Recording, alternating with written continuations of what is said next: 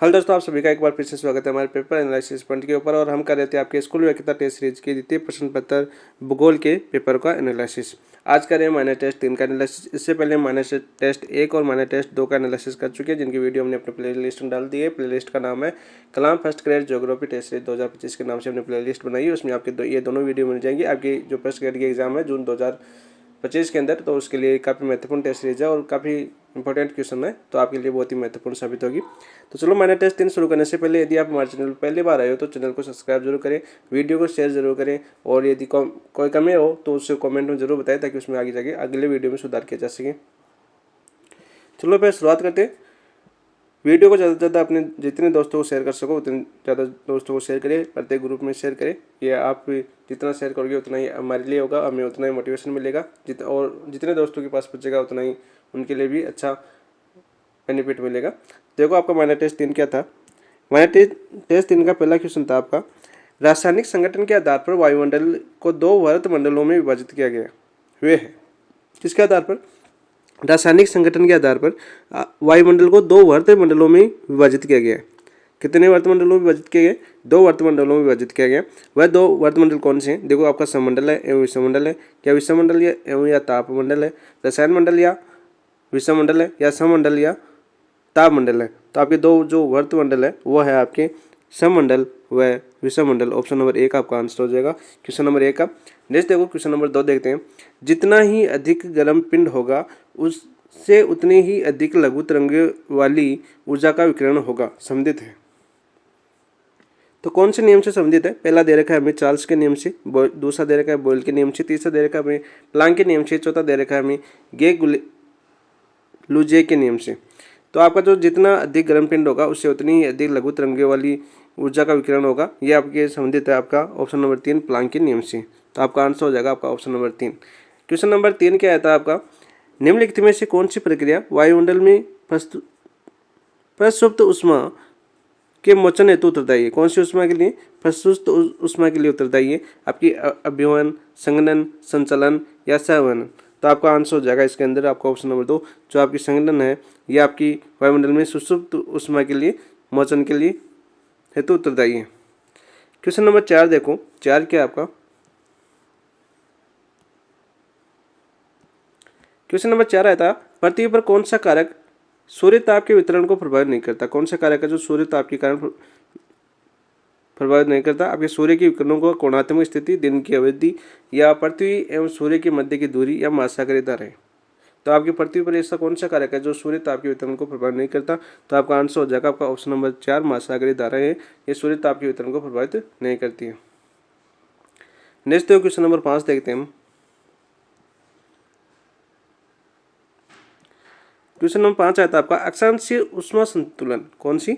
अक्षांशीय उष्मा संतुलन के अनुसार निम्नलिखित में से कौन सा प्रदेश सर्वाधिक ऊर्जा न्यून प्रदेश है? सर्वाधिक ऊर्जा न्यून प्रदेश है। दोनों गोलार्धों में 30 डिग्री से 70 डिग्री अक्षांशों के बीच, या केवल 70 डिग्री उत्तरी अक्षांश से 90 डिग्री उत्तरी अक्षांशों के बीच, या केवल 80 डिग्री दक्षिण अक्षांश से 90 डिग्री दक्षिण अक्षांशों के बीच, या दोनों गोलार्धों में 80 से 90 अक्षांशों के बीच। तो आपका जो ऊर्जा न्यून प्रदेश है, वो है आपका केवल 80 डिग्री दक्षिणी अक्षांश से 90 डिग्री दक्षिण अक्षांश के बीच। तो आपका आंसर हो जाएगा ऑप्शन नंबर 3 ऊर्जा न्यून प्रदेश। नेक्स्ट देखो, क्वेश्चन नंबर 6 क्या था आपका?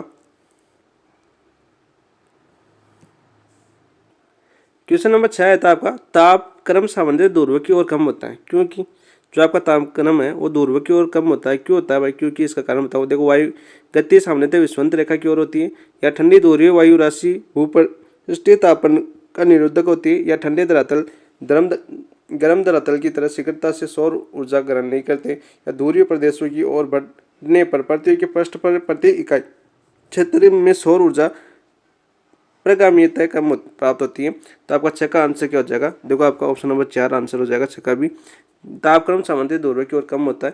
उसका कारण क्या है कि ध्रुवीय प्रदेशों की ओर बढ़ने पर पृथ्वी के पृष्ठ पर प्रति इकाई क्षेत्र में सौर ऊर्जा प्रगामी में यह तय कम प्राप्त होती है। क्या होती है? आपकी कम प्राप्त होती है। इसलिए आपका आंसर हो जाएगा ऑप्शन नंबर 4 6 का। नेक्स्ट देखो, क्वेश्चन नंबर 7 क्या था आपका? 7 आपका निम्नलिखित कथनों पर हमें विचार करना। चलो विचार करते हैं। दक्षिणी गोलार्ध के 15 डिग्री अक्षांश पर औसत वार्षिक तापमान जो आपका दक्षिणी गोलार्ध है उसके 15 डिग्री अक्षांश पर औसत वार्षिक तापरास में उत्तरी गोलार्ध के 15 डिग्री अक्षांश पर औसत वार्षिक तापरास की तुलना में बहुत कम परिवर्तन होता है। बिल्कुल सही है ये कि आपका जो दक्षिणी गोलार्ध 15 डिग्री अक्षांश है पर औसत वार्षिक तापरास है वह उत्तरी गोलार्ध के 15 डिग्री अक्षांश पर औसत वार्षिक तापरास की तुलना में बहुत कम होता है। यानी दक्षिण डिग्री गोलार्ध पर है वो आपका प्रास है वो कम होता है। ये बिल्कुल सही बात है आपकी। 40 डिग्री उत्तरी व दक्षिणी अक्षांशों के बीच शुद्ध विकिरण ऊर्जा अधिक होता है। जो आपका 40 डिग्री उत्तरी व दक्षिणी अक्षांशों के बीच है उसमें कौन सी ऊर्जा का अधिक होता है? आपका शुद्ध विकिरण ऊर्जा का अधिक होता है। तो आपका आंसर ये भी आपका सही है। उपरोक्त कथनों में से सही कथन पूछा तो हमें दोनों कथन सत्य हैं। तो आपका आंसर हो जाएगा आपका ऑप्शन नंबर 3। क्वेश्चन नंबर 8 देखिए। 8 क्या आपका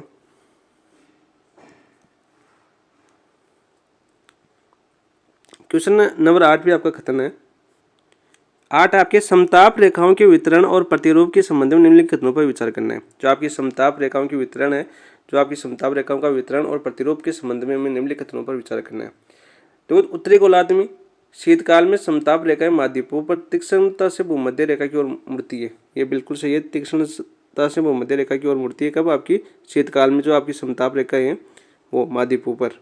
ठीक है। दूसरा दे रखा ऑप्शन, उत्तरी गोलार्ध में ताप प्रवणताएं गर्मियों में शीतकाल की अपेक्षा ज़्यादा नहीं होती। क्या होती है? आपकी कम होती है। क्या होती है? कम होती है। इसलिए ये गलत है आपका। उपरोक्त कथनों में से कौन सा सही है? केवल एक सही है। तो आपका आंसर हो जाएगा ऑप्शन नंबर 1। नेक्स्ट है क्वेश्चन नंबर 9 क्या आपका क्वेश्चन नंबर 9 था आपका भूतलीय ताप व्युत्क्रम निम्नलिखित में से संबंधित है। जो आपका भूतलीय ताप व्युत्क्रम है वो किससे संबंधित है आपका, यह हमें बताना था। तो ये ऊंचाई बढ़ने के साथ ताप बढ़ना ही आपका भूतलीय ताप व्युत्क्रम से संबंधित है। तो आपका आंसर हो जाएगा ऑप्शन नंबर 1 9 के अंदर। नेक्स्ट देखिए क्वेश्चन नंबर 10 देखते हैं हम। 10 आपका कथन दे रखा है। नीचे दो व्यक्ति दिए हैं, एक को अभिकथन ए तथा दूसरे को कारण आर रखा गया है। उसके नीचे दिए गए कूट में से सही उत्तर का चुनिए। सही उत्तर को हमें चुनना है। अभिकथन ए दिया हुआ में ताप व्युत्क्रम के दौरान घटित होने वाली अत्यधिक स्थायी दशा वह होती है जब तापमान वास्तव में ऊंचाई के साथ बढ़ता है। ये तो आपका बिल्कुल राइट है।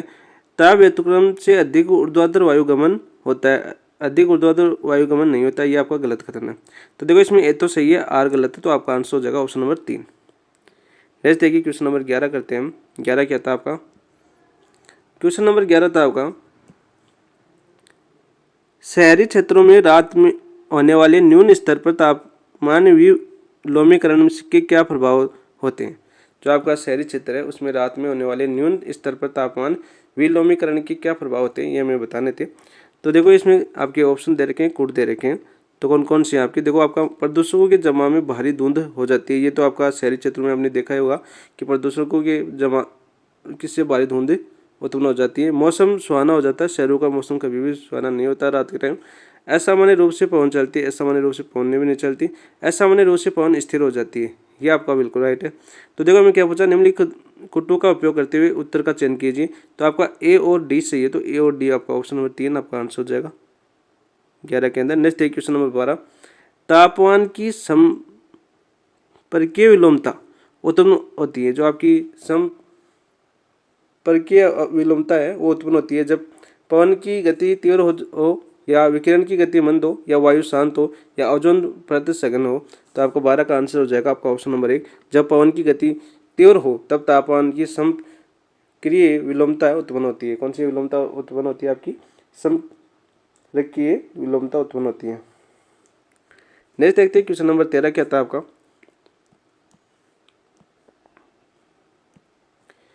अभिवहनीय तापीय विलोमता उत्पन्न होने का कारण है। जो आपकी अभिवहनीय तापीय विलोमता है वो उसके उत्पन्न होने का कारण क्या है यह हमें बताना था। तो इसके उत्पन्न होने का कारण है आपका उष्ण वायुपुंज का शीतलन वायुपुंज के ऊपर चढ़ना। उष्ण वायुपुंज का शीतलन वायुपुंज के ऊपर चढ़ना ही आपका अभिवहनीय तापीय विलोमता उत्पन्न होने का कारण है। ऑप्शन नंबर 1 आपका आंसर हो जाएगा। नेक्स्ट देखिए क्वेश्चन नंबर 14 क्या आपका निम्न में से कौन सा कारक ताप व्युत्क्रमण के योगदान नहीं करता। जो आपका ताप व्युत्क्रमण है उसमें योगदान नहीं करता। आपका दीर्घ ठंडी रात, हिमा आच्छादित सतह, शांत वायु या मेघा आच्छादित आकाश। तो 14 का आंसर क्या हो जाएगा आपका ऑप्शन नंबर 4। जो आपका मेघा आच्छादित आकाश है वो आपके ताप हेतुकरण की योगदान नहीं करते हैं। नेक्स्ट देखिए क्वेश्चन नंबर 15 करते हैं हम। निम्नलिखित में से सत्य कथन का चयन करना है। सत्य कथन कौन सा है ये हमें बताना है। देखो, जलवाष्प एक परिवर्तनशील गैस है। ये जलवाष्प एक परिवर्तनशील है जिसकी दूरवर्ती से विषुवत की तरफ चलने पर मात्रा बढ़ती है। बिल्कुल राइट है ये तो, कि दूरवर्ती से विषुवत रेखावर्त की तरफ चलते हैं तो इसकी मात्रा में क्या होती है, आपकी गैस की जो जलवाष्प परिवर्तनशील गैस है और इसकी मात्रा में क्या होती है, आपकी बढ़ती जाती है। दूसरा दे रखा है, जलवाष्प कंबल की तरह कार्य करती है। किसकी तरह कार्य करती है, आपकी कंबल की तरह कार्य करती है तथा पृथ्वी को न तो अधिक गर्म और न ही अधिक ठंडा होने देती है। ये भी आपका बिल्कुल राइट है। तीसरा कथन दे रखा है, देखो, जलवाष्प सूर्य तथा पृथ्वी से निकलने वाले ताप के लिए पारगम्य होती तथा वायु के स्थिर तथा अस्थिर होने में जलवाष्प का कोई योगदान नहीं होता। देखो, योगदान तो होता है ये जलवाष्प का, तो ये तो आपका गलत कथन है। तीसरा गलत है आपका। 1 और 2 सत्य है। हमें सत्य कथन नहीं पूछा था, क्या पूछा था हमें, सत्य कथन। तो आपका 1 और 2 सही, तो आपका आंसर हो जाएगा ऑप्शन नंबर 1 15 का। नेक्स्ट देखिए क्वेश्चन नंबर 16 देखते हैं हम। 16 क्या आता है आपका, वायुमंडल में जलवाष्प की अधिकतम मात्रा पाई जाती है। जो आपका वायुमंडल है अपने चारों ओर का क्षेत्र, उसमें अधिकतम जलवाष्प की मात्रा पाई जाती है 2%, 3%, 4% या 6%। तो आपका 16 में आंसर हो जाएगा ऑप्शन नंबर 3, 4% है वो जलवाष्प की मात्रा पाई जाती है। क्वेश्चन नंबर नेक्स्ट देखिए 17 क्वेश्चन क्या था आपका, धूल कणों की उपस्थिति में संबंध में सत्य कथन का चयन करना है। आपके जो धूल कण है उनकी उपस्थिति के संबंध में सत्य कथन का हमें चयन करना था। तो देखो, धूल कण प्राय वायुमंडल के निचले भाग में सामान्य वायु प्रवाह से ऊपरी वायुमंडल की में पहुंचने में समर्थ होते हैं। यस, जो आपके वायु प्रवाह से ऊपरी वायुमंडल में पहुंचने में समर्थ होते हैं, कौन से आपके धूल कण। ये तो आपका बिल्कुल राइट कथन है। धूल कणों का सर्वाधिक जमाव विषुवत और ध्रुवीय प्रदेशों में तथा उपोष्ण और शीतोष्ण प्रदेशों में कम मिलता है। यह आपका गलत है। देखो, उपोष्ण और शीतोष्ण में तो आपका मिलता ही है।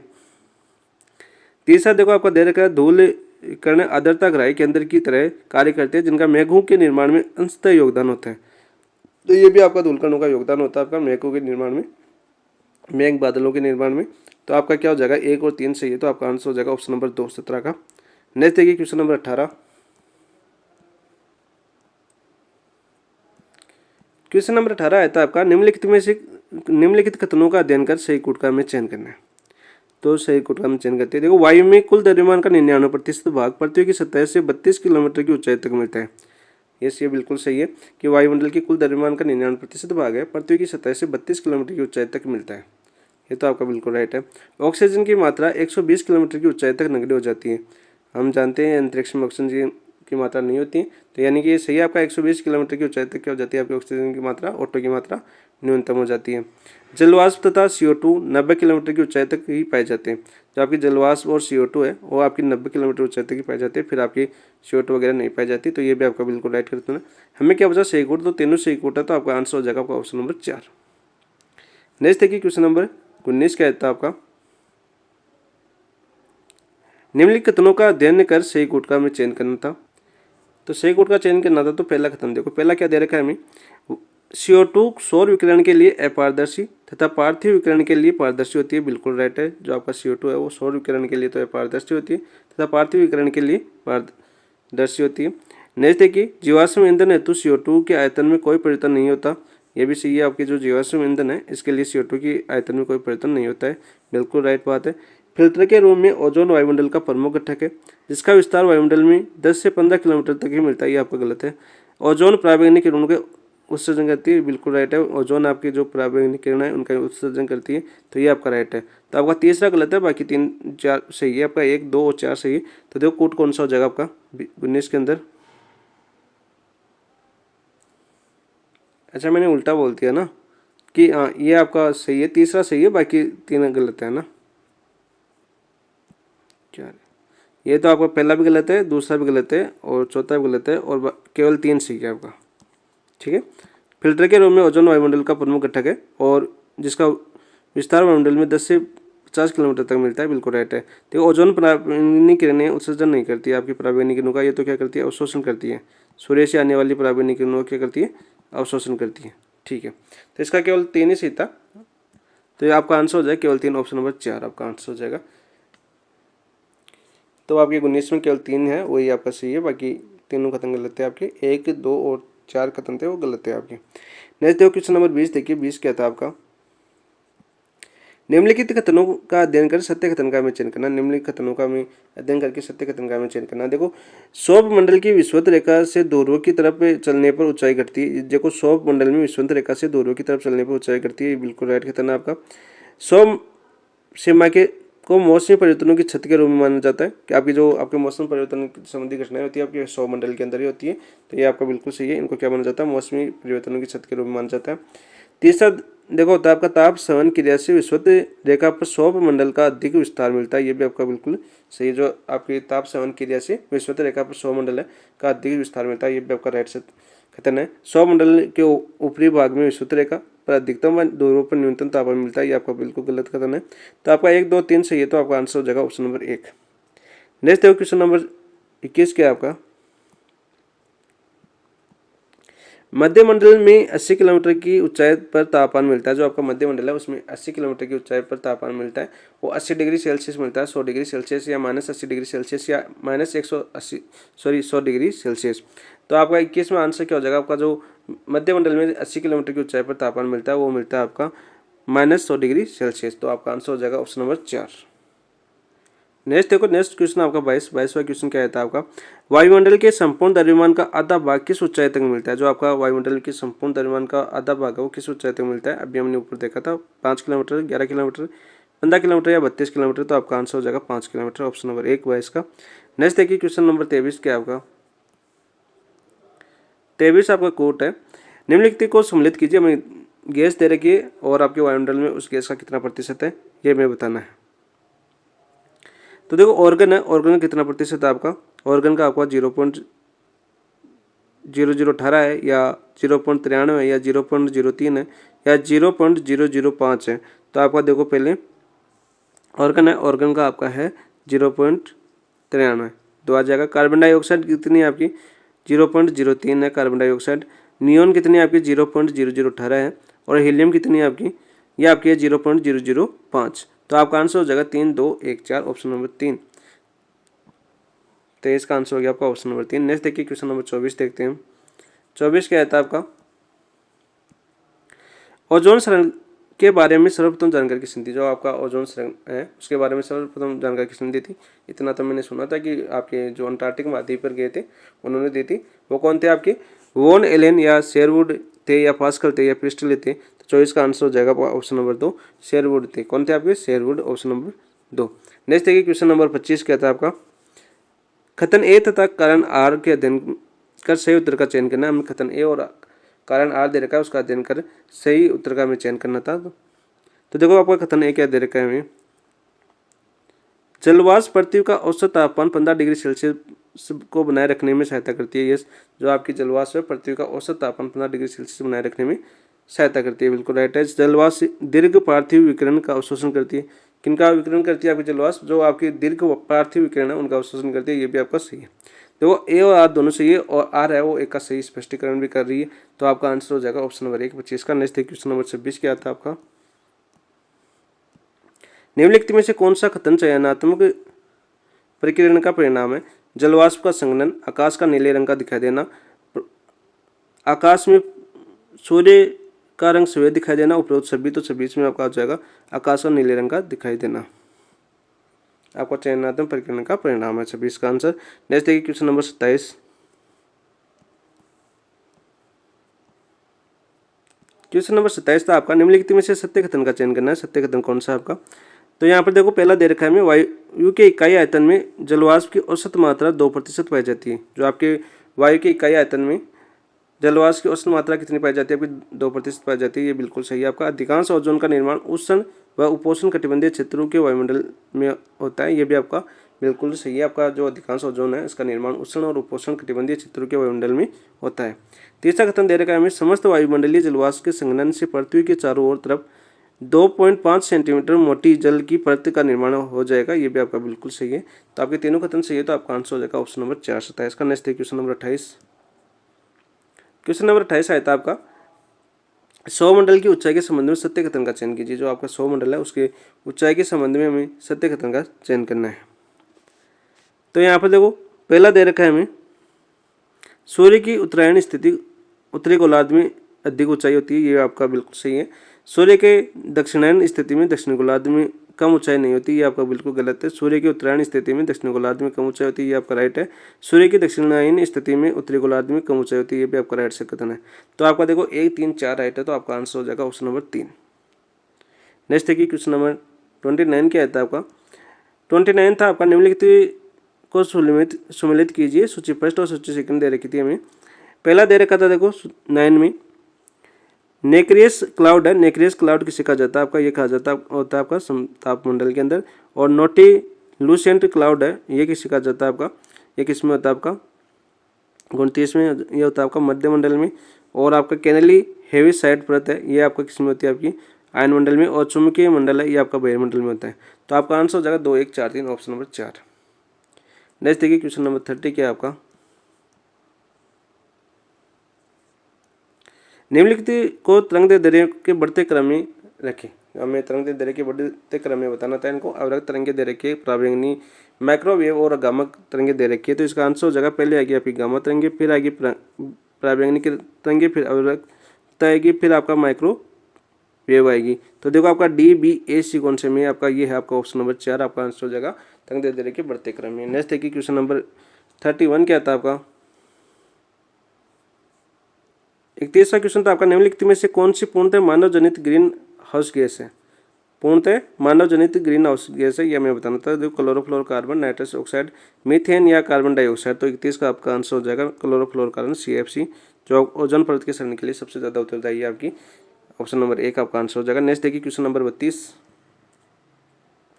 निम्नलिखित कथनों को पढ़ी। निम्नलिखित कथनों को हमें पढ़ना है, कौन से कथन दिए हुए। देखो समताप मंडल में सामान्यतः बहुत कम जलवाष्प व धूल होती है। ये आपका जो समताप मंडल है, इसमें सामान्यतः बहुत तो कम जलवाष्प होती है और धूल होती है, ये बिल्कुल राइट कथन है आपका। ओजोन के अणु समताप मंडल को गर्म करते हैं। जो आपके ओजोन के अणु है समताप के मंडल को गर्म करते हैं, बिल्कुल सही है, क्योंकि ओजोन परत किसमें पाई जाती है, आपकी समताप मंडल में पाई जाती है। जिससे ऊंचाई के साथ तापमान बढ़ता है, जिससे क्या होता है आपका ऊंचाई के साथ तापमान बढ़ता है, ये भी आपका बिल्कुल राइट कथन है।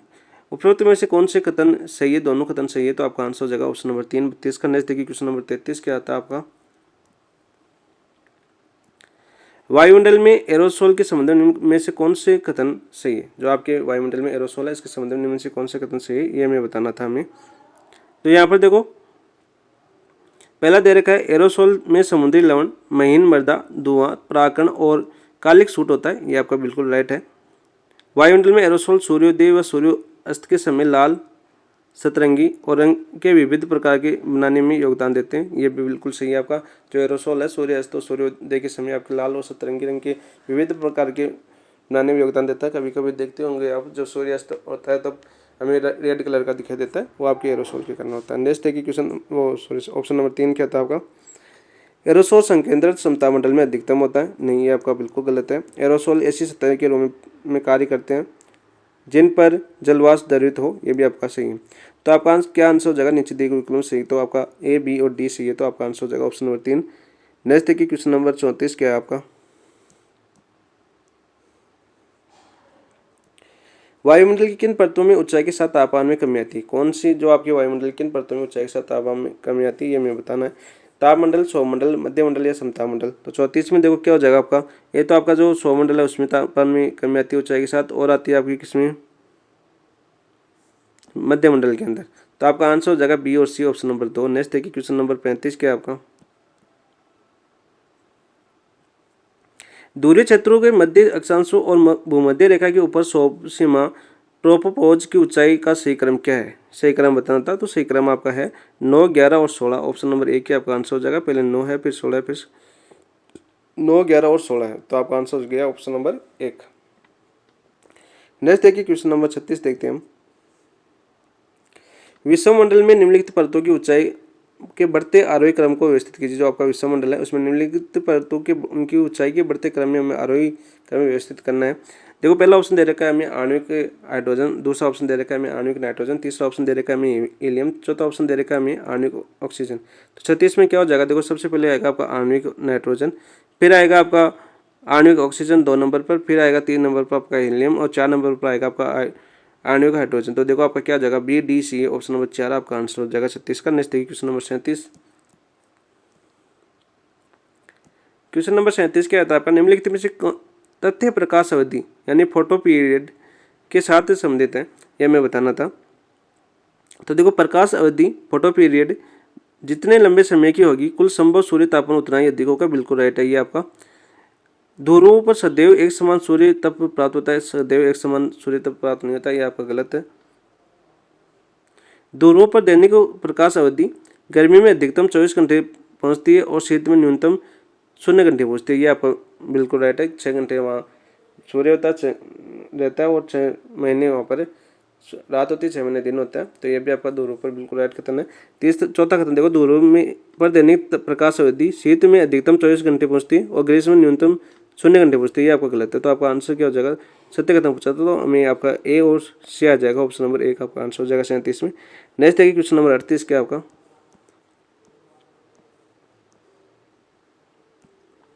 निम्नलिखित में से कौन से कथन सूर्य की तुंगता और ऊंची इमारतों के बीच खाली जगह रखने के लिए सर्वाधिक प्रासंगिक है, यह मैं बताना था। तो देखो उच्च अक्षांशों पर इमारतें सामान्यतः दूर दूर बनी होती है, बिल्कुल राइट है। जो उच्च अक्षांश है वहां पर इमारतें सामान्यतः दूर दूर बनी होती है, ये तो आपका बिल्कुल राइट है। उच्च कटिबंधीय क्षेत्रों में इमारतें सामान्यतः एक दूसरे के नजदीक बनी होती है। जो आपका उच्च कटिबंधीय क्षेत्र है उसमें इमारतें और क्या होती है, एक दूसरे के नजदीक बनी होती है, ये आपका राइट है। उच्च अक्षांशों में इमारतें एक दूसरे के नजदीक, उच्च अक्षांश होते हैं वहाँ पर नजदीक नहीं होती, क्या होती है आपकी दूर होती है, तो ये आपका गलत हो जाएगा। उष्ण कटिबंधीय क्षेत्र में इमारतें दूर, उष्ण कटिबंधीय क्षेत्र में आपकी जो इमारतें वो क्या होती है आपकी नजदीक होती है, ये आपका गलत हो जाएगा। तो आपका सही कौन सा आपका 1 और 20 है, ये तो आपका आंसर हो जाएगा ऑप्शन नंबर 4। नेक्स्ट देखिए क्वेश्चन नंबर 39 क्या है आपका 39। सूची फर्स्ट को सूची सेकंड से मिलान कीजिए। सूची फर्स्ट में हमें मौसम मानदंड दे रखे हैं और सूची सेकंड में हमें उपकरण दे रखे हैं। तो सूर्य के प्रकाश की अवधि है, सूर्य के प्रकाश की अवधि किस में मापी जाती है आपकी कैम्पेल या स्टोक्स रिकॉर्डर में, तो आपके आंसर हो जाएगा पहला का 3 हो जाएगा। दूसरा दे रखा है हमें देखो वायुमंडलीय दाब है, वायुमंडलीय दाब है, वायुमंडलीय दाब किस में मापा जाता है आपका बैरोमीटर में, तो आपका आंसर हो जाएगा 4। तो देखो आपका पहला 3 फिर 4 आ रहा है, तो ये 2 ऑप्शन तो कैंसिल हो गए। सापेक्षिक आर्द्रता है ये आपकी पेन ड्राइव में आती है, तो आपका ये भी क्या हो गया दूसरा गलत, आपका आंसर हो गया ऑप्शन नंबर 3। और वाष्पीकरण है ये किस में आएगा आपका हाइग्रोग्राफ में आ जाएगा, तो आपका आंसर हो गया 3 4 1 2। नेक्स्ट देखो क्वेश्चन नंबर 40 देखते हैं। 40 क्या आपका, समूह ए में इलेक्ट्रोमैग्नेटिक स्पेक्ट्रम क्षेत्र का मिलान समूह बी में तरंग के साथ किए। जो आपका समूह है इसमें क्या दे रखा है हमें इलेक्ट्रोमैग्नेटिक दे रखा है, दूसरे समूह बी में क्या दे रखी है हमें तरंग दे रखी है। तो देखो आपका पहला है आपका फोटोग्राफी प्राइबिंगनी, ये क्या होता है आपका 0.3 से 0.4 माइक्रो होता है। ये आपका इंफ्रा बैंड पास है, ये आपका 0.7 से 3.0 होता है। और आपका इंफ्रारेड बैंड के मध्य होता है आपका 8 से 14 और 10 से प्रकाश होता है आपका 0.4 से 0.7। तो आपका आंसर हो जाएगा 1 2 3 4, ऑप्शन नंबर 1 आपका आंसर हो गया 40 का। नेक्स्ट देखिए क्वेश्चन नंबर 41। 41 क्वेश्चन था आपका, निम्नलिखित सत्वों को उनकी एल्बिडो या धवलता के अनुसार अवरोही क्रम में व्यवस्थित कीजिए। अवरोही क्रम में व्यवस्थित करना, देखो जल दे रखा है, मेगावरण दे रखा है, नवपात बर्फ दे रखा है, रेत दे रखा है। तो जगह पहले क्या आएगा आपका 1 नंबर पर आएगा आपका नवपात बर्फ आएगा, 2 नंबर पर आपका आएगा मेगावरण और 3 नंबर पर आएगा आपका रेत और 4 नंबर पर आपका आएगा जल। तो आपका आ जाएगा C B D option number 3 आपका आंसर हो जाएगा 41 का। नेक्स्ट देखिए क्वेश्चन नंबर 42। जब विकिरण तरंगदैर्ध्य का मान वायुमंडल के कणों के आकार के बराबर होता है तब कौन सा प्रकीर्णन होता है आपका, ऋणात्मक होता है, स्पेक्ट्रल होता है, या रेले होता है, या मी आई होता है। तो आपका 42 में आंसर हो जाएगा ऑप्शन नंबर 4 मी या माई होता है आपका। जब विकिरण तरंगदैर्ध्य के मान वायुमंडलीय कणों के आकार के बराबर होता है तब प्रकीर्णन होता है आपका मी या माई। क्वेश्चन नंबर 43 देखिए, वायुमंडल के ऊपरी सतह पर प्राप्त 100 इकाई लघु तरंग विकिरण में से लगभग कितना विकिरण वायुमंडल के साथ प्रत्येक रूप से अवशोषित कर लिया जाता है, 34 इकाई, 14 इकाई, या 9 इकाई, या 19 इकाई। तो 43 में आपका आंसर हो जाएगा ऑप्शन नंबर 2 14 इकाई। नेक्स्ट देखिए क्वेश्चन नंबर 44 क्या आपका, निम्नलिखित में से कौन सा एक सौरमंडल के निचले भाग तक सीमित नहीं होता। निम्नलिखित में से कौन सा एक है जो सौरमंडल के निचले भाग तक सीमित नहीं होता। तो आपका देखिए आपका विकिरण व्यतिक्रमण एवं कोहरा नहीं, वायु अपवाह व्यतिक्रमण तथा बादल नहीं, वातागर व्यतिक्रमण तथा अवतल व्यतिक्रमण। आपका आंसर हो जाएगा ऑप्शन नंबर 3। नेक्स्ट देखिए क्वेश्चन नंबर 45 क्या आता है आपका, उष्णकटिबंधीय उच्च पर्वतों पर भी स्थायी हिम आवरण होने का कारण है अफवाह है, वायु व्युत्क्रमण, विकिरण ताप व्युत्क्रमण, अवतलन ताप व्युत्क्रमण या सामान्य ताप ह्रास दर। तो 45 में आपका आंसर क्या हो जाएगा? ऑप्शन नंबर 4 सामान्य ताप ह्रास दर। नेक्स्ट देखिए क्वेश्चन नंबर 46 क्या था आपका? निम्नलिखित में से कौन सा एक अभिवहनीय व्युत्क्रमण को दर्शाता है? वो कौन सा आपका? ठंडी वायु का गर्म धरातल पर चलना, गर्म वायु का ठंडे धरातल पर चलना, गिरी शिखरों से संघनन ठंडी वायु पर का चलना, विषम वायु राशियों का पास आना। तो 46 में आपका आंसर हो जाएगा ऑप्शन नंबर 2 गर्म वायु का ठंडे धरातल पर चलना। नेक्स्ट देखिए क्वेश्चन नंबर 47 क्या था आपका? तापमान की विलोमता के लिए निम्नलिखित में से कौन सी स्थिति उपयुक्त है? जो आपकी तापमान की विलोमता है उसके लिए निम्नलिखित में से कौन सी स्थिति उपयुक्त है, यह हमें बताना। देखो, साफ आसमान और अशांत हवा नहीं, लंबी सर्दी की रात और साफ आसमान और शांत हवा। आपका आंसर हो जाएगा ऑप्शन नंबर 2 47 का। नेक्स्ट देखिए क्वेश्चन नंबर 48 क्या था आपका? निम्न में से कौन सी विशेषता है ट्रोपोपॉज की है? कौन सी विशेषता है जो आपकी ट्रोपोपॉज की, ये मैं बतानी थी। तो ट्रोपोपॉज रेखिक न होकर मंडलीय होता है, ये आपका बिल्कुल राइट है। जो ट्रोपोपॉज होता है वो रेखिक न होकर क्या होता है? आपका मंडलीय होता है। ट्रोपोपॉज पर विक्षोभ मिश्रण समाप्त हो जाता है, ये आपका ये भी बिल्कुल राइट कर देना है। ट्रोपोपॉज पर आपका जो विक्षोभ मिश्रण है वो समाप्त हो जाता है। तीसरा आपका अधिकांश वायुमंडलीय जलवाष्प के सांद्रण की ऊपरी सीमा निर्धारित करता है, ये भी आपका राइट है। तो 1 2 3 सही है, तो आपका आंसर हो जाएगा ऑप्शन नंबर 3। नेक्स्ट देखिए क्वेश्चन नंबर 49। निम्न में से कौन सी विशेषता समताप मंडल पर से संबंधित है? कौन सी विशेषता है जो आपकी समताप मंडल से संबंधित है, ये हमें बतानी थी। ऊंचाई के साथ तापमान, वायु एवं घनत्व में कमी आती, ये नहीं है इनसे संबंधित। स्थिर दशा, शुष्क पवन, मंद पवन संचार एवं बादलों का अभाव, ये आपके समताप मंडल से संबंधित है। तो ऑप्शन नंबर 2 आपका आंसर हो जाएगा 49 के अंदर। नेक्स्ट देखिए क्वेश्चन नंबर 50 क्या था आपका? निम्न में से कौन सा युग्म असत्य है? असत्य कथन बताना था हमें 50 के अंदर। तो जो आपका डी परत है वो किस ऊंचाई पर पाई जाती है? ये थी आपकी 99 किलोमीटर पर। ई परत आपकी 280 किलोमीटर पर, या ए परत 380 किलोमीटर पर, जी परत 640 किलोमीटर पर। तो यहाँ पर देखो आपका जी परत 640 किलोमीटर पर पाई जाती है, ए परत आपकी 380 पाई जाती है, ई परत आपकी 280 पर नहीं पाई जाती है, डी परत आपकी 99 पाई जाती है। तो हमें क्या पूछा था? असत्य पूछा था, तो आपका आंसर हो जाएगा ऑप्शन नंबर 2। नेक्स्ट देखिए क्वेश्चन नंबर 51। मध्य सूर्य ताप मंडल के संबंध में कौन सा कथन सही है? जो आपका मध्य सूर्य ताप मंडल है इसके बारे में कौन सा कथन सही है, हमें यह बताना था।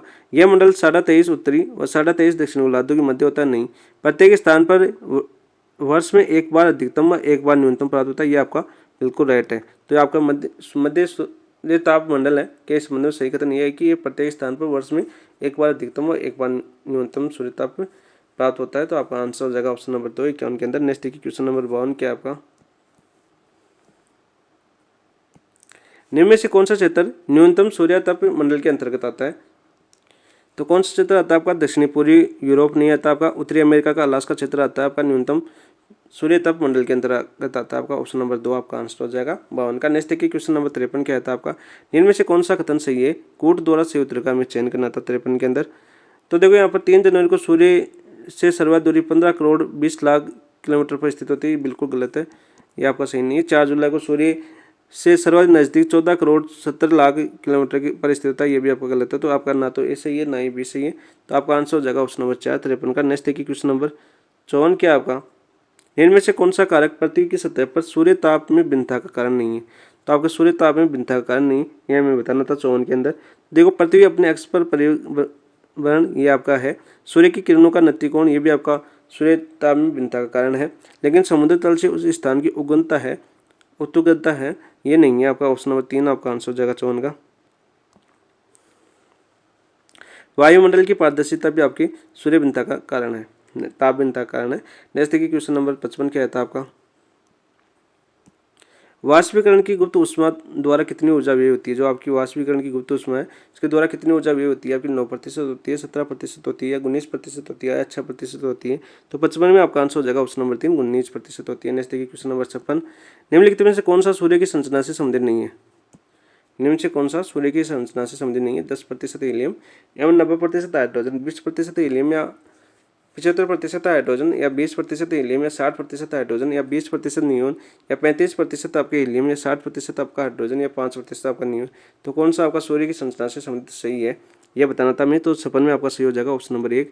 10% हीलियम एवं 90% हाइड्रोजन होता है आपके सूर्य के अंदर। नेक्स्ट देखिए क्वेश्चन नंबर 57 क्या था आपका। वेन का विस्थापन नियम है, जो आपका वेन है उनका विस्थापन नियम क्या है। तो वेन का विस्थापन नियम क्या होता है। वेन का विस्थापन नियम होता है आपका अधिकतम विकिरण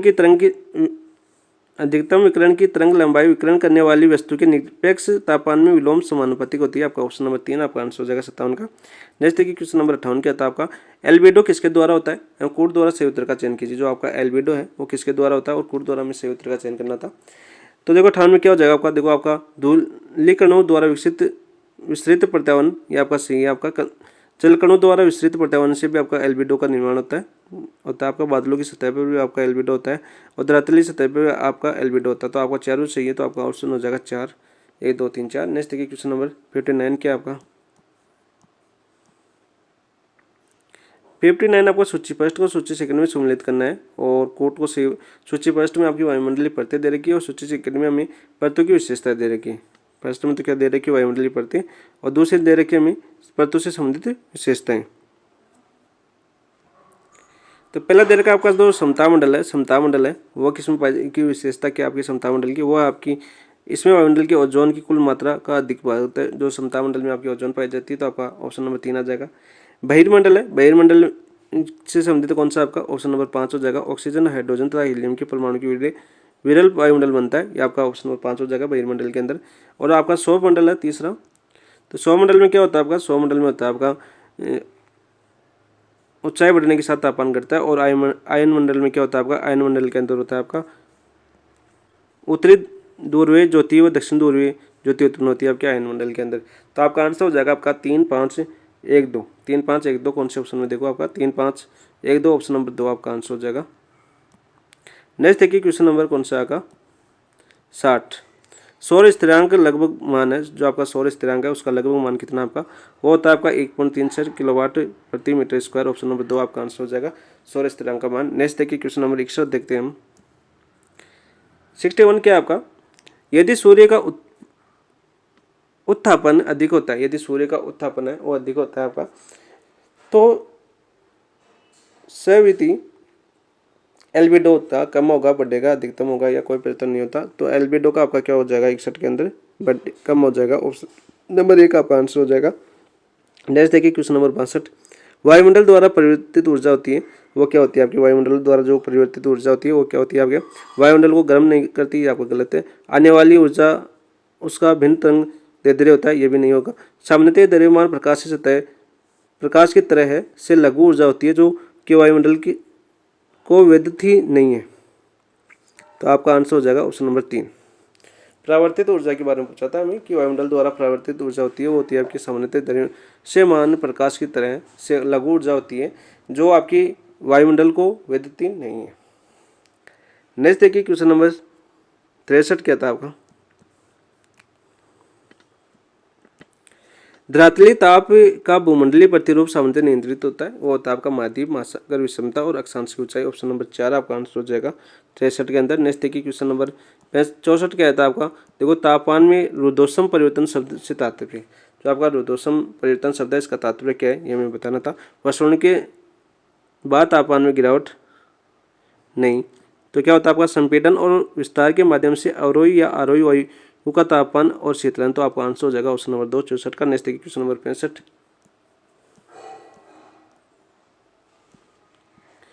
नीचे 2 वक्तव्य दिए हैं, एक को कथन ए दूसरे को कारण आर कहा गया है। उसके नीचे दिए कूट का सही उत्तर का हमें चयन करना था।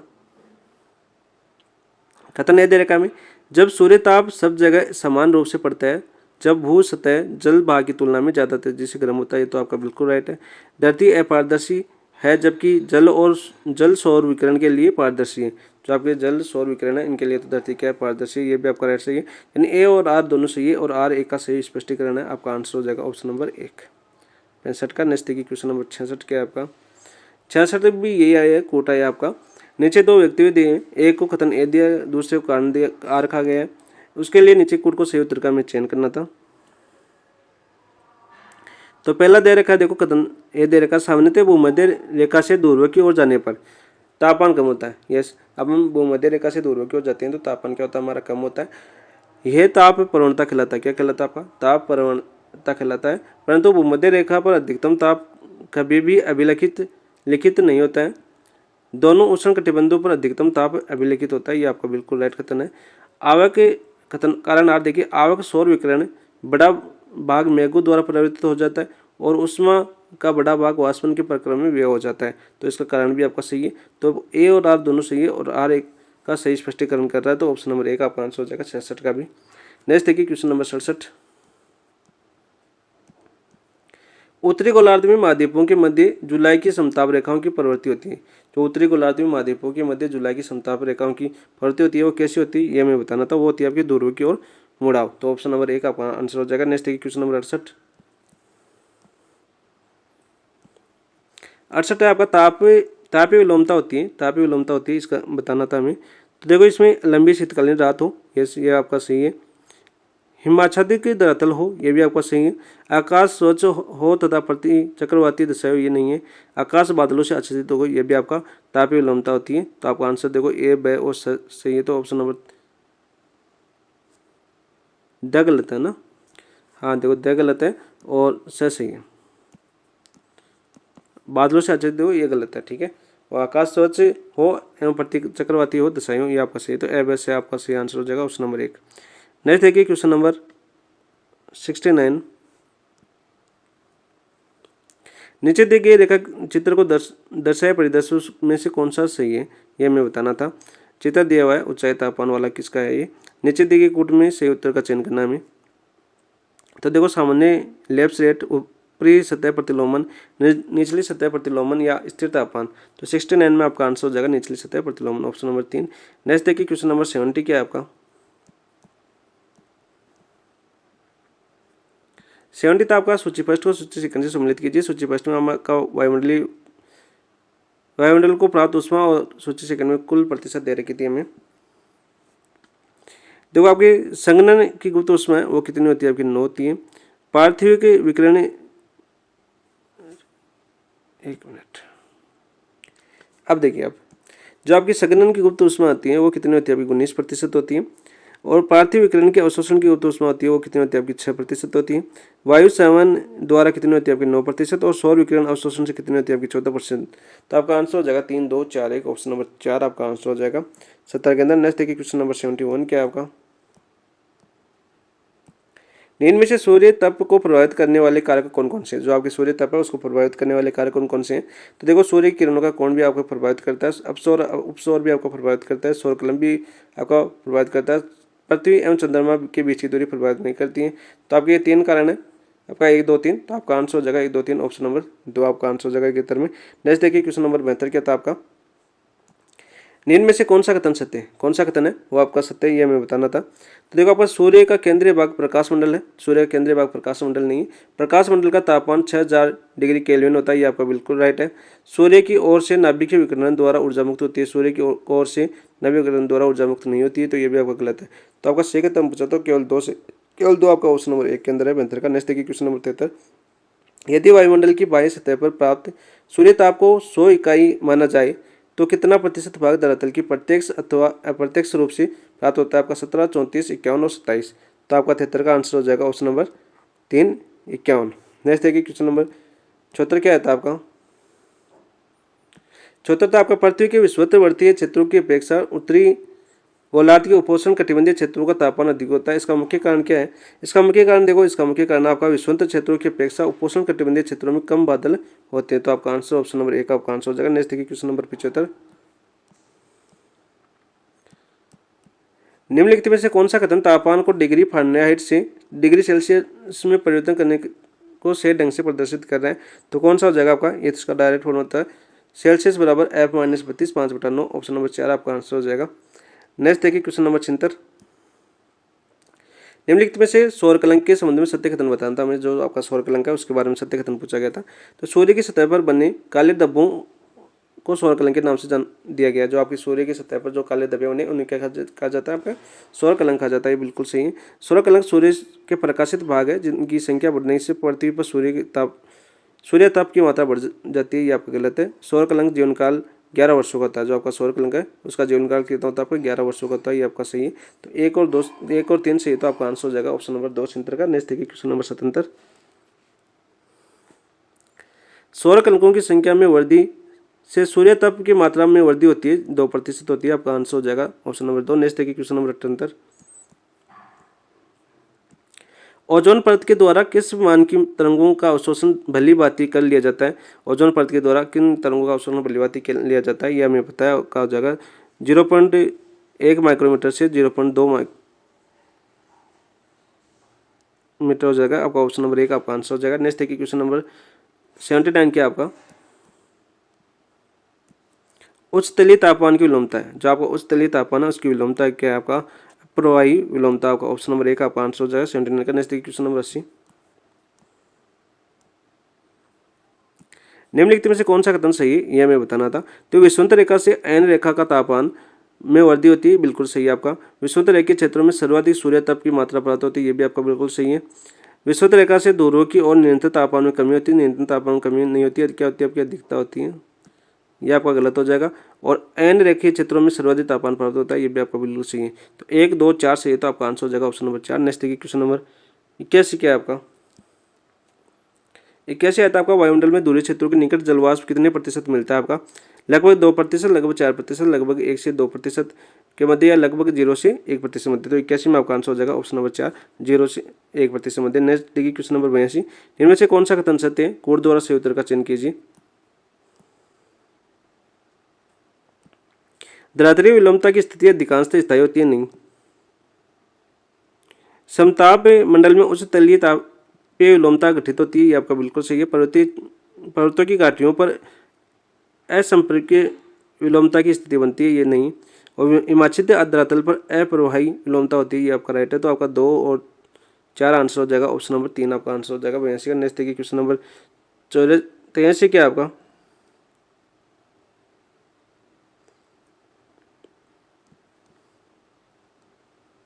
83 है आपका। वायुमंडल की निचली परतों को गर्म करने में कौन सी प्रक्रिया महत्वपूर्ण होती है? आपकी चालन महत्वपूर्ण होती है, ऑप्शन नंबर 2 आपका आंसर हो गया। मध्य अक्षांशों में दैनिक मौसम में होने वाली भिन्नता के लिए उत्तरदायी, जो आपकी मध्य अक्षांश है उनके दैनिक मौसम में होने वाली भिन्नता के लिए उत्तरदायी कौन सा कारक है आपका, यह बताना था हमें। तो वह होता है आपका अवयवहन, ऑप्शन नंबर 3 आपका आंसर हो जाएगा। नेक्स्ट देखिए क्वेश्चन नंबर 85 पूछा गया था हमें।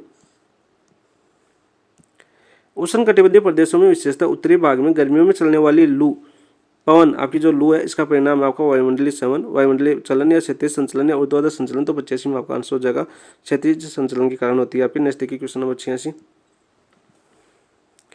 सर्वाधिक सूर्य तप उपोष्ण कटिबंध मरुस्थल पर प्राप्त होता है, क्योंकि क्यों होता है आपका सर्वाधिक? क्योंकि मेघाच्छादक का विस्तार कम होता है इनमें। 86 में आपका आंसर हो जाएगा ऑप्शन नंबर 4। नेक्स्ट देखिए क्वेश्चन नंबर 87। सूर्य तप का कितना भाग धरातल पर उष्ण कटिबंधीय भागों पर पाया जाता है? कितना भाग पाया जाता है आपका 320 वाट प्रति वर्ग मीटर। आपका ऑप्शन नंबर 2 आपका आंसर हो जाएगा। Next question number 88। निम्नलिखित को सम्मिलित कीजिए, लिस्ट फर्स्ट दे रखी है, लिस्ट सेकंड दे रखी है हमें।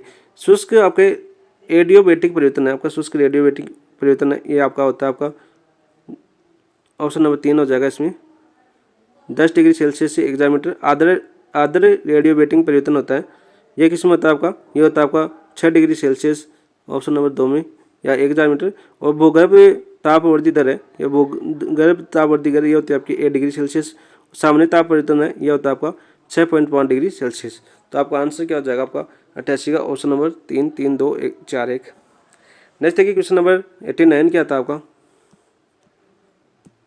तापीय विषुवत रेखा के रूप में जाना जाता है। आपका तापीय विषुवत रेखा इसके रूप में क्या जाना जाता है? आपका 20 डिग्री उत्तरी अक्षांश जाना जाता है तापीय विषुवत रेखा के रूप में। नेक्स्ट देखिए क्वेश्चन नंबर 90। तापमान के संबंध दिए गए कथनों पर अध्ययन करके सत्य कथन का चयन करना था। एन रेखाओं की तुलना में अधिकतम तापमान विषुवत रेखा पर वर्ष भर मिलता है, नहीं मिलता, ये आपका गलत कथन है। अन्य सूर्य तप वाले क्षेत्रों में मैदानी भागों में तापमान न्यून तथा पर्वतीय भागों में तापमान अधिक मिलता है, ये भी आपका गलत कथन है। वनस्पति युक्त धरातल की तुलना में वनस्पति विभिन्न धरातल पर अपेक्षाकृत कम गर्म होता है, ये भी आपका गलत कथन है। तो तीनों गलत कथन है, तो कौन सा भी सत्य नहीं है? देखो ऑप्शन में आपका कोई भी सत्य नहीं है, ऑप्शन नंबर 4 आपका आंसर हो जाएगा। नेक्स्ट देखिए 91 आपका कलाम ने डिलीट कर दिया। नेक्स्ट देखिए क्वेश्चन नंबर 92 क्या था आपका निम्नलिखित में से कौन से कारक तापमान को प्रभावित करते हैं, कौन से कारक जो तापमान को प्रभावित करते हैं ये हमें बताना था। तो यहाँ पर देखो आपका प्रचलित पवनें भी तापमान को प्रभावित करती है, अक्षांशीय स्थिति भी तापमान को प्रभावित करती है, सूर्य किरणों का नतिकोण भी परिवर्तित तापमान को प्रभावित करता है, महाद्वीप और महासागरीय भागों का स्वभाव भी आपको तापमान को प्रभावित करता है, धवलता भी आपके तापमान को प्रभावित करती है। सत्य खत्म बताता हूँ 500 सत्य, तो आपका आंसर हो जाएगा ऑप्शन नंबर 4। नेक्स्ट देखिए क्वेश्चन नंबर 93। निम्नलिखित में से सत्य कथन का चयन करना है। सत्य कथन कौन सा था, तो देखो जुलाई माह की समताप रेखा उत्तरी गोलार्ध में जलीय भाग से स्थलीय भाग की ओर चलने पर भूमध्य रेखा की ओर मुड़ जाती है, भूमध्य रेखा की ओर नहीं मुड़ती है, ये आपका गलत कथन है। जनवरी माह में समताप रेखा दक्षिण गोलार्ध में स्थलीय भाग के जलीय भाग की ओर चलने पर ध्रुव की ओर मुड़ जाती है, ये भी आपका गलत है, ये उल्टे दे रखें, तो न तो ए सही है न बी सही है, ऑप्शन नंबर 4 आपका आंसर हो जाएगा। नेक्स्ट देखिए क्वेश्चन नंबर 94।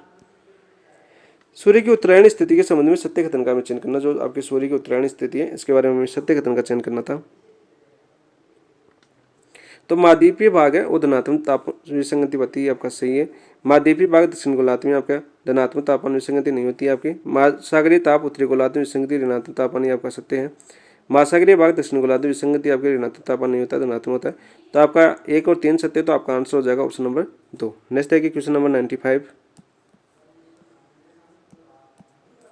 सुपन्य शीत कटिबंध के निर्माण हेतु उत्तरी गोलार्ध तथा दक्षिणी गोलार्ध के संबंध में तापमान रेखाओं को क्रमशः सही युग्म कौन सा है, सुपन्य। तो आपका आंसर हो जाएगा 95। कौन सा आपका, जुलाई माह की 10 डिग्री सेल्सियस से जनवरी माह की 10 degree Celsius, option number 4। Next देखिए क्वेश्चन नंबर 96 क्या आपका,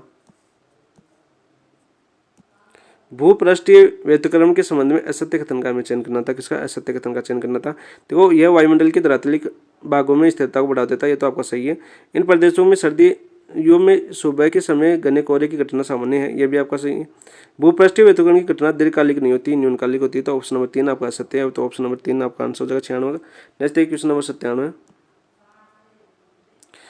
असंपर्कीय विलोमता के संबंध में असत्य कथन कौन सा है आपका। तो पहला दे रखा आपका, इस विलोमता के कारण कोहरा प्राय होता रहता है, ये तो आपका सही है, असत्य नहीं है, बिल्कुल राइट है। जो आपका असंपर्कीय विलोमता है, विषुवत रेखीय भागों में ऐसा प्रतिलोमन केवल शीतकालीन रात्रियों में होता है, ये भी आपका सही है, केवल शीतकालीन रात्रियों में होता है। सूर्य उदय होने के साथ ये घटना समाप्त हो जाती है, बिल्कुल राइट है।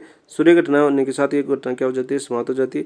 इस विलोमता की अवधि निम्न अक्षांशों पर अधिक ऊंचाई पर वह कम समय के लिए बनती है, ये आपका गलत कथन है। तो आपका असत्य कथन पूछा था, ऑप्शन नंबर 4 आपका गलत है। नेक्स्ट देखिए क्वेश्चन नंबर 98 क्या था आपका, क्षैतिज प्रवाह विलोमता की स्थिति में के संबंध में सत्य कथन बताना था। कौन सी प्रवाह आपका, क्षैतिज प्रवाही विलोमता के संबंध में सत्य कथन कौन सा है, यह हमें बताना था। तो देखो आपका शीत ऋतु में ठंडी वायु की सक्रियता से विलोमता महासागरों पर, यह आपका सही है। ग्रीष्म ऋतु में गर्म वायु की सक्रियता से विलोमता महासागरों पर होती है, ये भी आपका सही है। शीत ऋतु में गर्म वायु की सक्रियता प्रतिलोमन महाद्वीपों पर, यह भी आपका सही है। ग्रीष्म ऋतु में ठंडी वायु की सक्रियता से प्रतिलोमन महाद्वीपों पर होता है, यह भी आपका सही है। उपरोक्त सभी सत्य, तो आपका ऑप्शन नंबर 4 आपका आंसर हो जाएगा 98 का। नेक्स्ट देखिए क्वेश्चन नंबर 99। यांत्रिक प्रतिलोमन प्रक्रिया का परिणाम है कौन सा आपका, संवहनीय प्रतिलोमन और तलन प्रतिलोमन, अभिवहनीय प्रतिलोमन या वाताग्रही प्रतिलोमन। तो 99 में आंसर हो जाएगा ऑप्शन नंबर 1 और दो थे आपके, संवहनीय और अवतलनीय प्रतिलोमन परिणाम है। नेक्स्ट देखिए क्वेश्चन नंबर 100। यांत्रिक व्युत्क्रमण प्रक्रिया में वायु किस प्रकार प्रक्रिया के प्रभाव से व्युत्क्रमणीय स्थिति उत्पन्न करती है, सामान्य तापमान दर पर, शुष्क एडियाबेटिक दर पर, आदर एडियाबेटिक दर पर या शुष्क व आदर एडियाबेटिक दर में। तो 100 का आंसर हो जाएगा आपका ऑप्शन नंबर 2, शुष्क एडियाबेटिक दर पर आपकी जो आंतरिक व्युत्क्रमणीय प्रक्रिया में वायु की प्रक्रिया के अभाव में से व्युत्क्रमणीय स्थिति उत्पन्न होती है, वो होती है आपकी शुष्क एडियाबेटिक दर की प्रक्रिया के प्रभाव के कारण। नेक्स्ट देखिए क्वेश्चन नंबर 101। तीव्रता के अनुसार 75% से 80% ऊर्जा का स्थानांतरण देश के माध्यम से दूरों की तरफ हो रहा है। क्या हो रहा है आपका, समुद्री धाराओं, ज्वार भाटा या वायुमंडलीय हवाओं। तो आपका आंसर हो जाएगा ऑप्शन नंबर 3, वायुमंडलीय हवाओं के माध्यम से दूरों की तरफ हो रहा है स्थानांतरण। ठीक है, नेक्स्ट देखो क्वेश्चन नंबर 102 क्या है आपका, स्टीफन के अनुसार विकिरण प्रवाह की दर से वस्तु के तापमान किस घात की समानुपाती होती है, द्वितीय घात की, तृतीय घात की, चतुर्थ घात की या छठी घात की। तो 102 में आपका आंसर हो जाएगा ऑप्शन नंबर 3। नेक्स्ट देखिए क्वेश्चन नंबर 103 देखिए क्या है आपका, इनमें से कौन सी किरणें पृथ्वी के चुंबकीय मंडल द्वारा रोक ली जाती है। आपकी चुंबकीय मंडल द्वारा रोक ली जाती है। कौन सी किरणें आपकी पराबैंगनी एवं अवरक्त करेंगे, गामा एवं अक्षय किरणें या सूक्ष्म एवं अवरक्त किरणें या पराबैंगनी एवं दर्शी किरणें। तो 103 में आपका आंसर हो जाएगा ऑप्शन नंबर 2 गामा एवं अक्षय किरणें पृथ्वी के चुंबकीय मंडल द्वारा रोक ली जाती है। नेक्स्ट देखिए क्वेश्चन नंबर 104। जब सूर्य की स्थिति दक्षिणायन होती है तब 66.66 डिग्री दक्षिणी अक्षांशों पर सूर्य किरणों का झुकाव होगा। तो कितना होगा आपका 66.66 डिग्री दक्षिणी अक्षांशों पर सूर्य किरणों का झुकाव, 43 डिग्री, 66 डिग्री या 47 डिग्री, 23.5 डिग्री। तो 104 का आंसर हो जाएगा ऑप्शन नंबर 3 47 डिग्री। नेक्स्ट देखिए क्वेश्चन नंबर 105। यूनानी विद्वानों के अनुसार पृथ्वी को कितने ताप कटिबंधों में विभक्त किया गया है, 7वें, 5वें, 9वें या 6वें। तो 105वें आंसर हो जाएगा आपका ऑप्शन नंबर 2 5 कटिबंधों में विभाजित किया गया। Next question number 106। जिनमें से कौन सा सर्वाधिक ऊर्जा अधिक क्षेत्र है, विषुवत रेखीय क्षेत्र, एन रेखीय क्षेत्र, शीतोष्ण क्षेत्र या ध्रुवीय क्षेत्र। तो 106 में आपका आंसर हो जाएगा विषुवत रेखीय क्षेत्र। नेक्स्ट देखिए क्वेश्चन नंबर 107। वन भूमि का एल्बिडो है, जो आपका वन भूमि है इसका एल्बिडो है 8 से 10%, 10 से 20%, 20 से 35%, 5 से 8%। तो 107 का आंसर हो जाएगा आपका 10 से 20%। नेक्स्ट देखिए क्वेश्चन नंबर 108 क्या था आपका, निम्न में से कौन सा कीमोस्फीयर का भाग है, जो आपका कीमोस्फीयर है इसका भाग कौन सा आपका, सौमंडल एवं समतामंडल या सौमंडल या समतामंडल एवं मध्यमंडल, समतामंडल एवं मध्यमंडल एवं आयनमंडल या आयनमंडल एवं बहिर्मंडल। तो आपका 108 का आंसर हो जाएगा आपका समतामंडल, मध्यमंडल और आयनमंडल है वो आपका कीमोस्फीयर का भाग है। नेक्स्ट देखिए क्वेश्चन नंबर 109। क्वेश्चन नंबर 109 आपका सूची फर्स्ट को सूची सेकंड से सम्मिलित कीजिए। सूची फर्स्ट और सूची सेकंड में दे रखी है हमें। तो देखो 9 में ताप में यो आपका 80 से 90% होता है, घने मेघ है वो 70 से 80% है, हल्के मेघ है वो आपके 25 से 45% और पुरानी हिम आपकी 60 से 70% होते हैं। तो आपका आंसर हो जाएगा 3 2 4 1 ऑप्शन नंबर 1 109 का। नेक्स्ट देखिए क्वेश्चन नंबर 110। धनात्मक पतन दर है आपका, जो धनात्मक पतन दर है वो है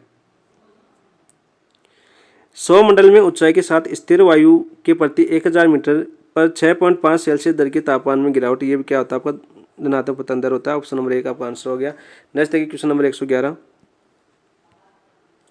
सूर्य के बाह्य सतह में जलती तप्त गैसों के अचानक विस्फोट का क्या कहलाता है, जो आपके सूर्य की बाह्य सतह में जो जलती तप्त गैसों में अचानक विस्फोट हो जाए तो क्या कहलाता है, ये मैं बताना था। सौर पवन, सौर ज्वाला या सौर कलंक या नाभिकीय विकिरण। तो 111 का आपका आंसर हो जाएगा ऑप्शन नंबर 2 सौर ज्वाला कहलाता है। नेक्स्ट देखिए क्वेश्चन नंबर 112। भूमध्य रेखा की तुलना में ध्रुवों पर कितने प्रतिशत सूर्य तप की मात्रा प्राप्त होती है, 42%, 70%, 62% या 80%। तो 112 में आपका आंसर हो जाएगा ऑप्शन नंबर 1 42% प्राप्त होती है। नेक्स्ट देखिए क्वेश्चन नंबर 113 क्या है, पृथ्वी के विकिरण की खिड़कियों को कहा जाता है आपका, जो पृथ्वी के विकिरण की खिड़की है उसको क्या कहा जाता है आपका, गाठियों या पर्वतीय शिखर क्षेत्र को या विषुवतीय क्षेत्रों को या आर्द्र तटीय क्षेत्रों को। तो 113 का आपका आंसर हो जाएगा, जो आपके पर्वतीय शिखर क्षेत्र है उनको पृथ्वी की विकिरण खिड़की कहा जाता है आपका। नेक्स्ट देखिए क्वेश्चन नंबर 114 क्या आपका, निम्न से कौन से जलवाष्प प्राप्ति के स्रोत है, आपके जलवाष्प प्राप्ति के स्रोत है, ये हमें बताना था। तो देखो आपका समुद्रों से होने वाले वाष्पीकरण द्वारा भी आपकी जलवाष्प प्राप्त होती है, पेड़ पौधों के वाष्पोत्सर्जन से भी प्राप्त होती है, ज्वालामुखी क्रिया द्वारा भी प्राप्त होती है, लेकिन अपसरण क्रिया द्वारा नहीं होती। तो आपका 1 2 3 आंसर हो जाएगा। तो ऑप्शन नंबर 3 आपका आंसर हो जाएगा 114 में। नेक्स्ट देखिए क्वेश्चन नंबर 115। निम्न में से कौन सा कथन सत्य है, निम्न से कौन सा कथन सत्य है, ये हमें बताना था 115 में। तो यहाँ पर देखो आपका सौरमंडल की ऊंचाई दिन में अधिक और रात में कम होती है, बिल्कुल राइट है। सौर सीमा की ऊंचाई कम समय व स्थान के अनुसार परिवर्तित होती है, ये भी आपका सही है। सौर सीमा में ऊर्ध्वाधर दिशा में तापमान समान रहता है, ये भी आपका सही है। सौर सीमा में विषुवत क्षेत्रों में शीत बिंदु की स्थिति होती है, ये भी आपका सही है। तो 1 2 3 4 4 सही है। तो ऑप्शन नंबर 4 आपका आंसर हो जाएगा। नेक्स्ट देखिए क्वेश्चन नंबर 116। निम्न में से कौन सा कथन सही है, कोड द्वारा सही उत्तर का चयन कीजिए। तो देखो पहला दे रखा है आपका, पहला कथन क्या दे रखा है, सूर्य किरणों द्वारा सीधी पड़ती है, सूर्य किरणें जहाँ सीधी पड़ती है वहाँ उनका इकाई क्षेत्रफल पर संकीर्ण कम होता है, कम नहीं होता, अधिकतम होता है, ये तो आपका गलत हो गया। जहाँ सूर्य किरणें तिरछी पड़ती है वहाँ अधिक क्षेत्रफल में फैलने के कारण इकाई क्षेत्रफल का संकीर्ण अधिक नहीं होता, क्या होता है आपका कम होता है। उल्टे दे रखे हैं तो ये भी आपका गलत है। तो न तो ऐसे ही न सही है, तो आपका आंसर क्या हो जाएगा, एक और दोनों सही है। ऑप्शन नंबर 4 आपका आंसर हो जाएगा। नेक्स्ट है क्वेश्चन नंबर 117। अपसौर की तुलना में उपसौर की स्थिति में पृथ्वी कितना अधिक सूर्य ताप प्राप्त करती है, लगभग 5%, 7%, लगभग 9% या 12%। तो 117 का आंसर हो जाएगा आपका ऑप्शन नंबर 2 लगभग 7%। नेक्स्ट देखिए क्वेश्चन नंबर 118। समताप मंडल की ऊपरी सीमा का वायुदाब कितना होता है, जो आपका समताप मंडल है उसकी ऊपरी सीमा का वायुदाब कितना है समताप मंडल का, वो होता है आपका 0.1 मिलीबार या 250 मिलीबार या 1 मिलीबार या 0.250 मिलीबार। तो 118 का आंसर हो जाएगा आपका ऑप्शन नंबर 3। नेक्स्ट है क्वेश्चन नंबर 119। निम्न में से कौन सी एफिलिएटन परत के नाम से जानी जाती है? डी परत, ई परत, एफ परत या जी परत। ऑप्शन नंबर 3 आपका आंसर हो जाएगा 119 का। नेक्स्ट देखिए क्वेश्चन नंबर 120। ट्रोपोपॉज का सर्वोत्तम नाम किसने दिया? आपका जो ट्रोपोपॉज है का सर्वोत्तम नाम किसने दिया? नेपियर सोनी, टिजरेंस डी बोटनी या पेटरसन ने या मार्शल निकोलेट ने? तो 120 का आपका आंसर हो जाएगा option number 1 Napier Sony. Next देखिए क्वेश्चन नंबर 121। जेट स्ट्रीम एवं उष्णकटिबंधीय चक्रवातों के क्षेत्र में किस परत का क्रमबद्धता भंग हो जाती है? ओजोन मंडल, सौरमंडल, सौर मंडल या समता सीमा? तो 121 का आपका आंसर हो जाएगा ऑप्शन नंबर 3 सौर सीमा। नेक्स्ट देखिए क्वेश्चन नंबर 122। वायुमंडल में लंबवत तापन की प्रक्रिया में ऊर्जा का स्थानांतरण तक सीमित होता है। जो आपका ऊर्जा का स्थानांतरण है वो कहाँ तक सीमित होता है? सौरमंडल, समता मंडल या मध्य मंडल या आयनमंडल? तो 122 में आपका आंसर हो जाएगा सौरमंडल। नेक्स्ट देखिए क्वेश्चन नंबर 123। निम्न में से कौन सा कथन अभिमान से संबंधित नहीं है? पहला दे रखा है हमें मध्य अक्षांशों के दैनिक मौसम में भिन्नता, यह तो आपका संबंधित है। उत्तर भारत में गर्मियों में चलने वाली स्थानीय पवन लू, ये भी आपका संबंधित है। वायु के क्षेत्रीय संचलन में होने वाला ताप स्थानांतरण, ये भी है। लेकिन गर्म धरातल के संपर्क में हवा का गर्म होकर धाराओं के रूप में ऊपर उठना, ये आपके अभिवन से संबंधित नहीं है। तो आपका आंसर हो जाएगा ऑप्शन नंबर 4। ऐसे देखिए क्वेश्चन नंबर 124। निम्नलिखित कथन ए व कारण आर का अध्ययन कर सही उत्तर का में चयन करना है। तो कथन ने दे रखा है हमें सूर्य के उत्तरायण स्थिति के समय दोनों गोलार्धों में महाद्वीपों की समताप रेखाएं उत्तर की ओर मुड़ जाती है, ये तो आपका सही है। सूर्य की दक्षिणायन स्थिति के समय महासागरों पर समताप रेखाएं उत्तर की ओर मुड़ जाती है, ये भी आपका सही है, लेकिन कारण सही नहीं है। एक और आर दोनों सही है, लेकिन एक का आर कारण सही नहीं है। तो यहाँ पर ऑप्शन नंबर 2 आपका आंसर हो जाएगा। नेक्स्ट देखिए क्वेश्चन नंबर 125। एशिया के आंतरिक क्षेत्रों में वास्तविक तापांतरण अधिक होने का कारण है? जो एशिया के जो आंतरिक क्षेत्र है उसमें वास्तविक तापांतरण अधिक होने का कारण क्या है, यह हमें पूछा गया था। इनमें आपकी महाद्वीपीयता। नेक्स्ट देखिए क्वेश्चन नंबर 126। 15 डिग्री उत्तर से 20 डिग्री दक्षिण अक्षांशों के बीच वार्षिक तापांतरण पाया जाता है, कितना पाया जाता है? आपका 124 में वो पाया जाता है 3 डिग्री सेल्सियस। तो ऑप्शन नंबर 3 आपका आंसर हो जाएगा। नेक्स्ट देखिए क्वेश्चन नंबर 127। वायुमंडल में की कौन सी परत से उच्च आवृत्ति वाली रेडियो तरंगें प्रवर्तित होती है? डी परत, ई परत, एफ परत या जी परत?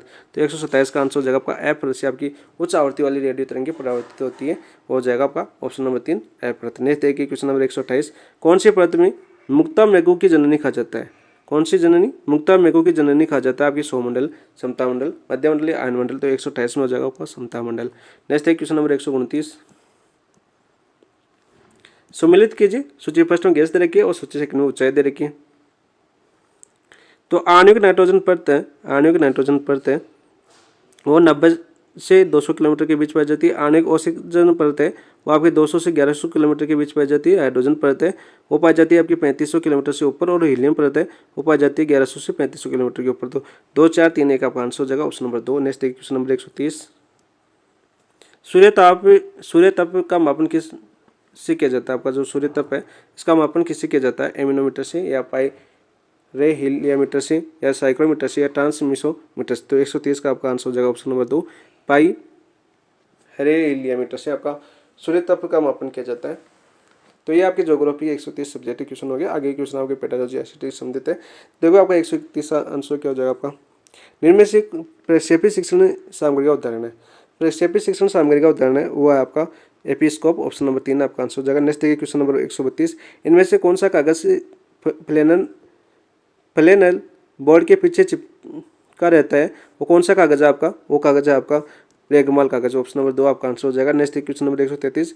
दृश्य सर्वे साधनों की सहायता से अनुभव के आधार पर एक विशेष प्रकार का वर्गीकरण जिसे अनुभव का त्रिकोण के रूप में जाना जाता है, किसके द्वारा प्रस्तुत किया गया था? एडगर डेल द्वारा प्रस्तुत किया गया था। ऑप्शन नंबर 3 एक आंसर हो जाएगा इसका 133 का। Next question number 134।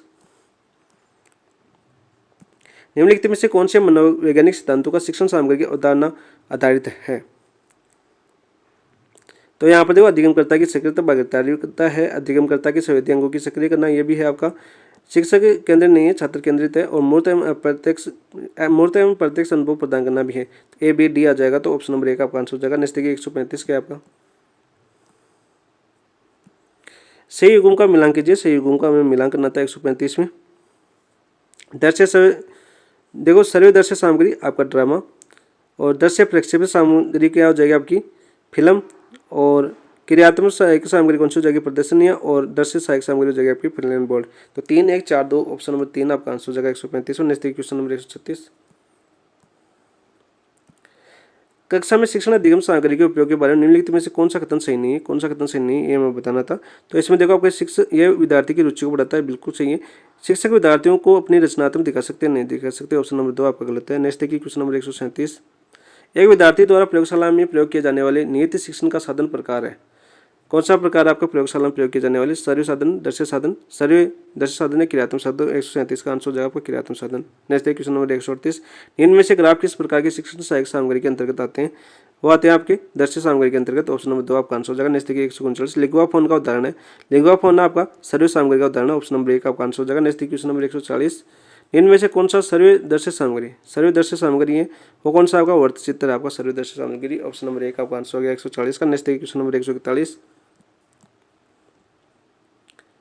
इनमें से कौन सा समूह प्रक्षेपित सामग्री का आपका प्रक्षेपित सामग्री का समूह है, ये मैं बताना, वो है आपका film split, slide, OHP, transparency, opaque projector, option number 2 आपका आंसर हो जाएगा। नेक्स्ट क्वेश्चन नंबर 142, शिक्षण में सर्वे दर्शय सहायक सामग्री के उपयोग के दौरान कौन सा शिक्षण सूत्र तुलनात्मक दृष्टि से न्यून उपयुक्त है, वो आपका अनिश्चित से निश्चित की ओर न्यून उपयुक्त है, ऑप्शन नंबर 4 आपका आंसर हो जाएगा। नेक्स्ट क्वेश्चन नंबर 143, शिक्षण अधिगम सामग्री के चयन का आधार होना चाहिए, जो आपका शिक्षण अधिगम सामग्री है उसके चयन का आधार कैसा होना चाहिए, उसके चयन का आधार होना चाहिए आपके मनोवैज्ञानिक होना चाहिए, आपका ऑप्शन नंबर 1 आपका आंसर हो जाएगा। नेक्स्ट देखिए 144, कक्षा में परिस्थिति में सर्वे दर्शित सहायक सामग्री का प्रयोग में लेते समय शिक्षण का निम्नलिखित में से कौन सा सूत्र सम्मिलित होना चाहिए, आपका मूर्त से अमूर्त की ओर सम्मिलित होना चाहिए, ऑप्शन नंबर आपका आंसर हो जाएगा ऑप्शन नंबर 1। नेक्स्ट देखिए क्वेश्चन नंबर 145, निम्नलिखित में से सम्मिलित कीजिए, निम्नलिखित को हमें सम्मिलित करना है। तो यहाँ पर देखो निम्नलिखित को सम्मिलित करते हैं, ग्राफिक सामग्री आपके मानचित्र हो जाएगा, प्रक्षेपित सामग्री वो आपका स्लाइड हो जाएगा, त्रिआयामी सामग्री आपका मॉडल्स हो जाएगा, डिस्प्ले सामग्री आपका बुलेटिन बोर्ड हो जाएगा। 2 3 4 1 ऑप्शन नंबर 2 आपका आंसर हो जाएगा 145 का। नेक्स्ट क्वेश्चन नंबर 146, निम्नलिखित में से कौन सी वस्तु हार्डवेयर तकनीक का हिस्सा है, हार्डवेयर तकनीक का हिस्सा कौन सी वस्तु ये हमें बताना था। तो यहाँ पर देखो मैजिक लैंटर्न हार्डवेयर तकनीक का हिस्सा है आपका, VCR भी आपके हार्डवेयर टेक्निक का हिस्सा है, ओवर हेड प्रोजेक्ट भी हार्डवेयर का हिस्सा है, लेकिन कागज पैकेज नहीं है। तो आपका 1 3 4 है, लेकिन अधिगम पैकेज नहीं है इसका हिस्सा, तो आपका आंसर क्या हो जाएगा 1 3 4 ऑप्शन नंबर 2 आपका आंसर हो जाएगा। नेक्स्ट देखिए क्वेश्चन नंबर 147, जिस वस्तु का अंकन छाया प्रकाश के माध्यम से यथार्थ व ठोस दिखाने के लिए किया जाता है उसे क्या कहते हैं आपकी त्रिआयामी चित्रण कहते हैं, ऑप्शन नंबर 1 आपका आंसर हो जाएगा। नेक्स्ट क्वेश्चन नंबर 148, निम्नलिखित में से कौन से शिक्षण अधिगम सामग्री सबसे कम प्रभावी है, कौन सी आपकी जो सबसे कम प्रभावी है वो आपकी आवाज वितरण प्रणाली है, ऑप्शन नंबर 1 आपका आंसर हो जाएगा। नेक्स्ट देखिए क्वेश्चन नंबर 149, एक आदर्श शिक्षण अधिगम सामग्री होनी चाहिए, जो आपकी एक आदर्श शिक्षण सामग्री है वो कैसे होनी चाहिए ये मैं बताना था। वो आपकी देखो रुचिपूर्ण होनी चाहिए, आपकी सूचनात्मक होनी चाहिए और सटीक होनी चाहिए, लेकिन कठोर नहीं होनी चाहिए। तो आपका 1 2 और 4 होनी चाहिए, ऑप्शन नंबर 2 आपका आंसर हो जाएगा। Next question number 150, video conferencing और निम्नलिखित प्रकार के संचार में वर्गीकृत किया जा सकता है आपके दृश्य एक तरफा, दृश्य सर्वे एक तरफा, दृश्य सर्वे दो तरफा या दृश्य दो तरफा। तो 150 का आंसर हो जाएगा आपका दृश्य सर्वे दो तरफा। ये हमने ज्योग्राफी के माइनर टेस्ट 3 का पूरा आपको आंसर करवा दिया, पूरा पेपर आपको एनालिसिस करवा दिया।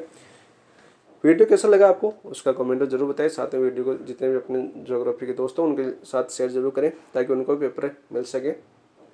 जितने ग्रुपों में शेयर कर सको उतने ग्रुपों में शेयर करो, जितना आप हमारे चैनल को शेयर करोगे, हमारा सहयोग करोगे, उतना हमें मोटिवेशन मिलेगा और उस मोटिवेशन के जरिए हम ज़्यादा से ज़्यादा आपको प्रैक्टिस करवाने की कोशिश करेंगे और ज़्यादा से ज़्यादा मैटर देने की प्रयास करेंगे।